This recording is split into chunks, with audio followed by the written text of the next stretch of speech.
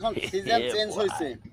Season change হওয়ার কারণে আগে আমাদের গরম ছিল, এখন শীত আসছে।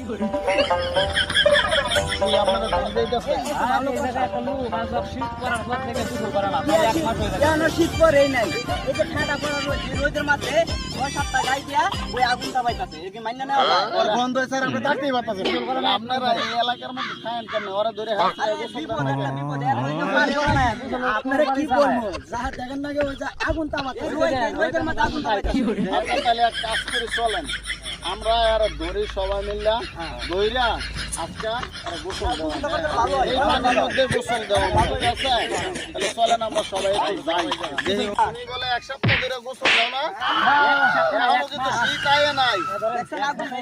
আগুন পোয়াইতেছ, শীত আয় নাই। এই আরে ধর, আরে জল আনি আসতে গায়ে কুকুরি করতে রে।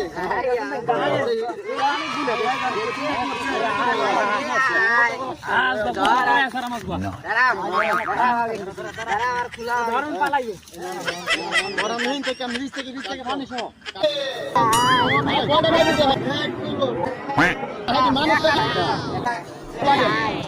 সব খুলবি। কি করলো নাকি মতো লোক সব খোলা রে।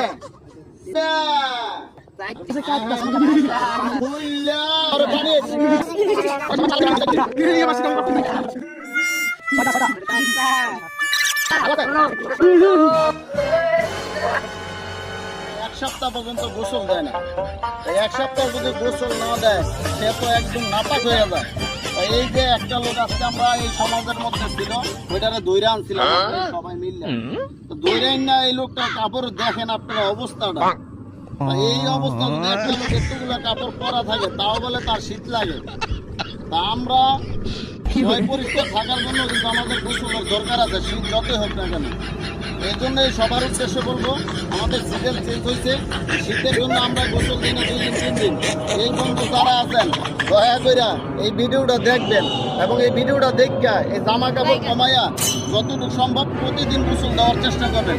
কারণ গোসল দিবেন, শরীর রিফ্রেশ থাকবে, শরীর ভালো থাকবে, আপনার কাছে ভালো লাগবে, এলাকার লোকজন আপনারা ভালো করবো। ধন্যবাদ সবাইকে, ভালো থাকবেন। আমাদের এই ভিডিওটি লাইক শেয়ার কমেন্ট করে আমাদের